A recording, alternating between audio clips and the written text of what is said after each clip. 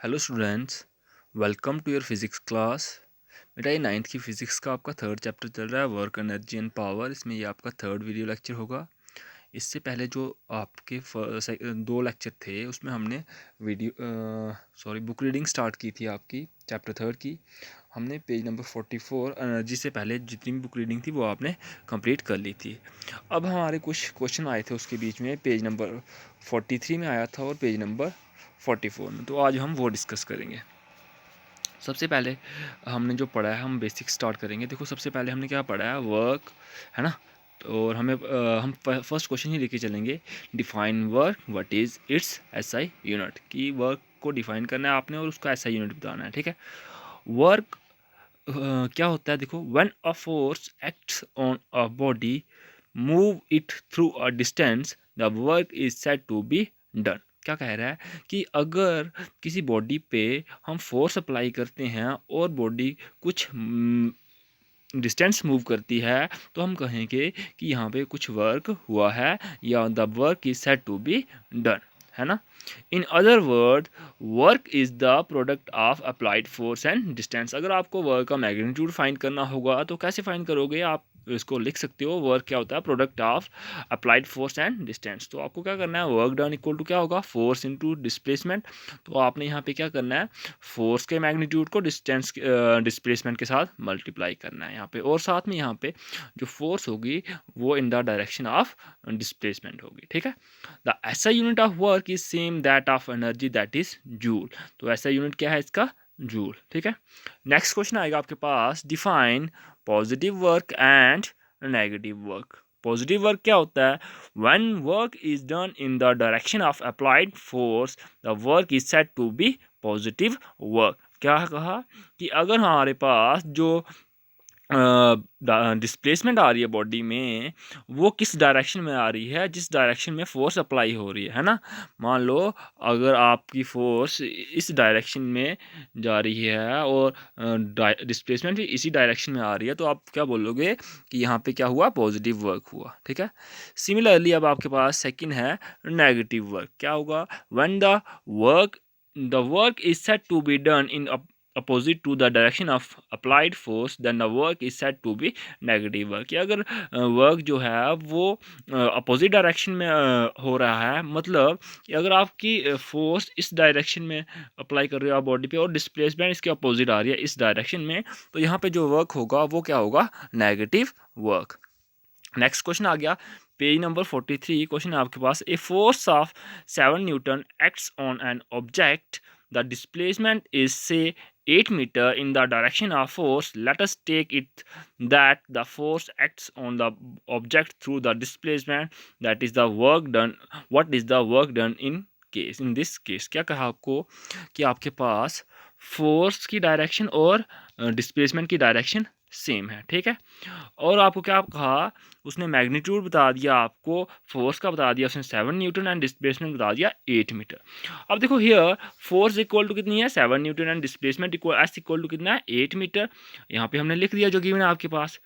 We know that work done equal to क्या होता है, फोर्स इनटू डिस्प्लेसमेंट। ये हमें पता है, product of force and displacement होता है। और हम लिख सकते हैं W equal to F into S.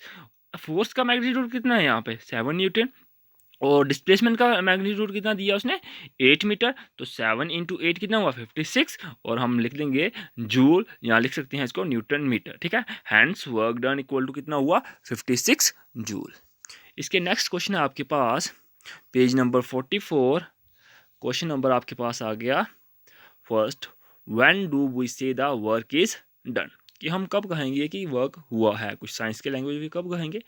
Work is said to be done when force is applied on the object and the object move through a distance in the direction of applied force. क्या कह रहा है, कब कहेंगे, अगर हमारे पास कोई object है उसके ऊपर हम फोर्स अप्लाई कर रहे हैं और वो कुछ डिस्टेंस मूव कर रहा है या डिस्प्लेसमेंट शो कर रहा है किसी इसकी डायरेक्शन में, फोर्स की डायरेक्शन में, या मतलब कि अगर आप फोर्स अप्लाई कर रहे हो ऑब्जेक्ट के ऊपर और ऑब्जेक्ट कुछ डिस्टेंस मूव कर रहा है, तो आपके पास क्या होगा, उस केस में वहाँ पे वर्क होगा, या हम कह सकते हैं वर्क, वहाँ पे कुछ ना कुछ वर्क हुआ है, ठीक है।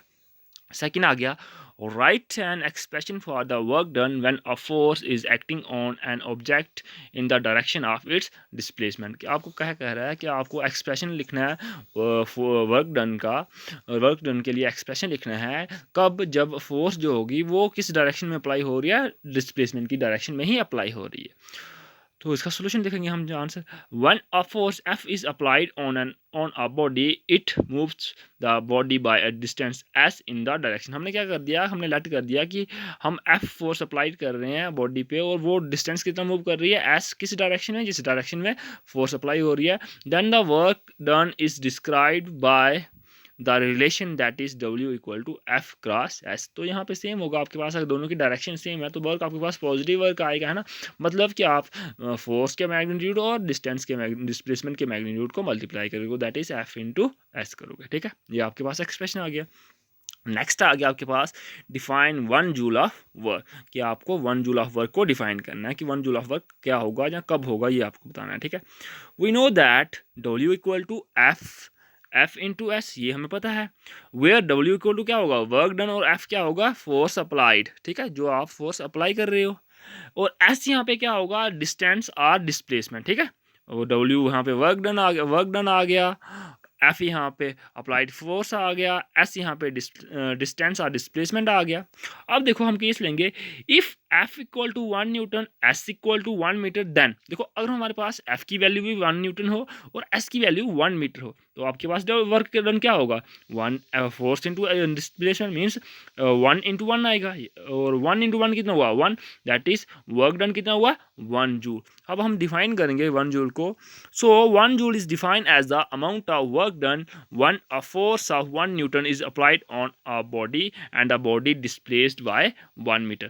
मीन्स क्या कहा उसने, ये हम कब कहेंगे कि 1 जूल वर्क हुआ है, जब 1 न्यूटन फोर्स अप्लाई हो रही है किसी ऑब्जेक्ट के ऊपर, वो ऑब्जेक्ट कितना मूव कर रहा है, 1 मीटर डिस्टेंस या डिस्प्लेसमेंट वो मूव कर रहा है, ठीक है। नेक्स्ट क्वेश्चन आपके पास आ गया, a pair of bullocks exerts a force of 140 newton on a plough, the field being ploughed is 15 metre long, how much work is done in the ploughing the field of the length of the field. क्या कह रहा है कि आपके पास bullock का pair है एक, वो क्या कर रहे हैं, फोर्स अप्लाई कर रहे हैं कितनी, 140 न्यूटन ऑन अ प्लफ। तो वहाँ पे और plough the field being ploughed is, और फील्ड की लेंथ कितनी दी है उसने, 15 मीटर।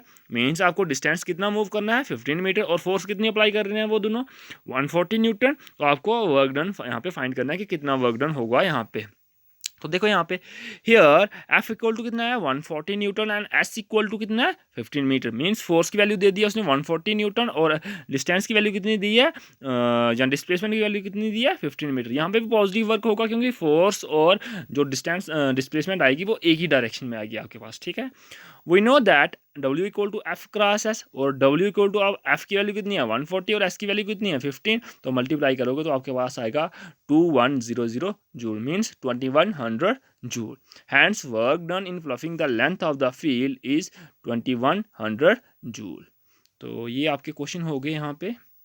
इसके नेक्स्ट हम स्टार्ट करेंगे, अब जो इससे नेक्स्ट आपका जो टॉपिक आएगा वो आएगा आपका, टॉपिक आएगा आपके पास एनर्जी, ठीक है। इसमें हम बुक रीडिंग जो स्टार्ट करेंगे पेज नंबर 44 में, जो आप क्वेश्चन किया आपने उसके नीचे जस्ट नीचे इसका अनदर टॉपिक स्टार्ट होगा यहाँ पे एनर्जी। तो अब हम एनर्जी शुरू करेंगे। इससे पहले हमने वर्क पढ़ा था, है ना। और वर्क में हमने पढ़ा था कि कोई भी काम करने के लिए हमें एनर्जी चाहिए होती है। अब एनर्जी क्या होती है वो हम यहाँ पे पढ़ेंगे, ठीक है। Life is impossible without energy, the demand for energy is very ever increasing, where do we get energy from others. अब क्या कह रहा है कि जो लाइफ है वो इम्पॉसिबल है एनर्जी के बिना, क्योंकि लाइफ पॉसिबल ही नहीं है एनर्जी के बिना, ठीक है। अगर एनर्जी नहीं होगी तो हम कुछ काम कर नहीं पाएंगे, है ना। और क्या कह रहा है कि जो एनर्जी की डिमांड है वो हमेशा बढ़ती ही जा रही है। अब हमें पूछ रहा है कि ये एनर्जी आती कहाँ, हमें मिलती कहाँ से है, ठीक है। The sun is the biggest natural source of energy to us, many of our energy sources are drive from the sun, we can also get energy from the nuclei of atoms, the interior of the earth and the tides. Can you think of other source of energy? अब क्या कह रहा है कि जो सन है हमारा वो बिगेस्ट सोर्स ऑफ, हमारे पास नेचुरल सोर्स ऑफ एनर्जी है। और आपके पास क्या है, और भी जो आपको एनर्जी मिलती है वो भी किसी ना किसी वे पे, वो किस पे डिपेंड कर रहे हैं, सन ही उनका एक नेचुरल सोर्स आप उसको मान के चल सकते हो, ठीक है। और क्या कह रहे हैं आपके पास, अब कह रहा है कि हम कुछ एनर्जी हमें एटम्स के न्यूक्लियाई से मिल सकती है, और कुछ हमें अर्थ के इंटीरियर से मिलती है, कुछ टाइड से मिलती है। अब हमें पूछ रहा है कि क्या हम कुछ और सोर्स के बारे में बता सकते हैं कि जिनसे हमें एनर्जी मिलती है। A few source of energy are listed above, there are many other source of energies listed them, ठीक है। Discuss a small group how certain source of energy are due to the sun, are there source of energy which are not due to the sun. हमें क्या कह रहा है कि हम एक लिस्ट बनाएंगे जिसमें हम बताएंगे कि हमारे पास कितने सोर्स हैं एनर्जी के, और जो एनर्जी मिल रही है उनमें उनमें से कौन कौन सी एनर्जी है जिसका सोर्स सन है, और यही और कुछ ऐसे बताएंगे जिसका सोर्स हमारे पास सन नहीं है, ठीक है। The word energy is very often used in our daily life, but in science we give it a definite and precise meaning। क्या कह रहा है कि हम तो डेली लाइफ में एनर्जी का तो बहुत, एनर्जी वर्ड का बहुत ज़्यादा यूज़ करते हैं, लेकिन साइंस की लैंग्वेज में हम एनर्जी को डिफाइन करेंगे, एक डेफिनेट वे में डिफाइन करेंगे कि एनर्जी होती क्या है, ठीक है। Let us consider the following example. When a fast moving ball hits a stationary wicket, the wicket is thrown away। क्या कह रहा है कि अगर कोई जब फास्ट बॉलर बॉलिंग कर रहा होता है, तो वो फास्ट मूविंग बॉल जब विकेट पे हिट करती है तो क्या होता है, विकेट जो स्टेशनरी विकेट होती हैं वो कभी कभी वहाँ पे वहाँ से उखड़ के आगे चली जाती हैं, है ना। Similarly an moving an object when raised to certain height gets the capacity to do work. क्या कह रहा है कि कभी कभी हम क्या कर सकते हैं, सिमिलरली अगर हम किसी ऑब्जेक्ट को सर्टन हाइट के ऊपर रखें, और वो तब क्या होता है, उसके पास भी कैपेबिलिटी हो जाती है काम करने के लिए, है ना। You must have seen that when a raised hammer falls on a nails placed on a piece of wood, it drives the nail into the wood। क्या कह रहा है कि अगर हम हैमर हथौड़े को हम क्या करें, थोड़ी हाइट के ऊपर लेके जाएं, और एक आपके पास नेल्स मीन्स आपके पास कील पड़ा हो, अगर आपने लकड़ी के ऊपर रखा हो, तो जैसे ही हथौड़ा कील के ऊपर लगेगा, तो जो आपके पास कील होगी वो लकड़ी के अंदर चली जाएगी, है ना। तो यहाँ पे कुछ काम हुआ। We have also observed children winding a toy such as a toy car, and when the toy is placed on the floor it starts moving। क्या कह रहा है कि आपने छोटे बच्चों को देखा होगा जो टॉय कार के साथ खेलते हैं, तो पहले क्या करते हैं वो, है ना, कुछ उसके साथ एक हम की जैसी लगी होती है, उसको हम बार बार घुमाते हैं, फिर जैसे ही हम उसको फ्लोर के ऊपर रखते हैं तो वो आगे की तरफ वो चलना मूव करना स्टार्ट कर देती है ना।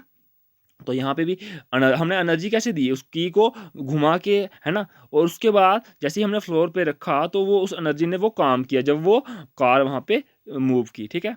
When a balloon is filled with air and we press it, we notice a change in its shape. क्या कह रहा है कि अगर हम बैलून में एयर फिल कर दें और उसको अगर हम प्रेस करें तो क्या होता है उसकी, तो जब हम थोड़ी थोड़ी फोर्स अप्लाई करेंगे तो क्या होगा, उसकी शेप में थोड़ी चेंज आएगी, है ना। As long as we press it generally it can come back to its original shape.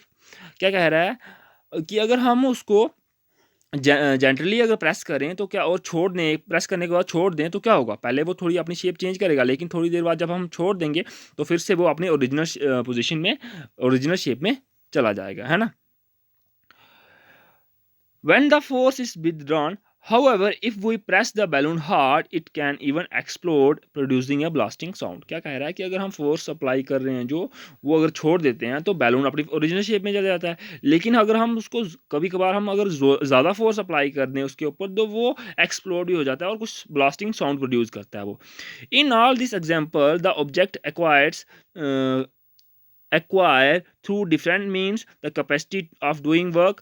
अब क्या कह रहा है कि कुछ ना कुछ एनर्जी मिली तभी तो वो कुछ काम कर रहे हैं ना। An object having a capability to do work is said to possess energy. कि अगर आपके पास ऑब्जेक्ट कुछ काम कर सकता है तो हम कह सकते हैं कि उसके पास कुछ ना कुछ एनर्जी है, विदाउट एनर्जी तो वो काम करेगा नहीं, है ना।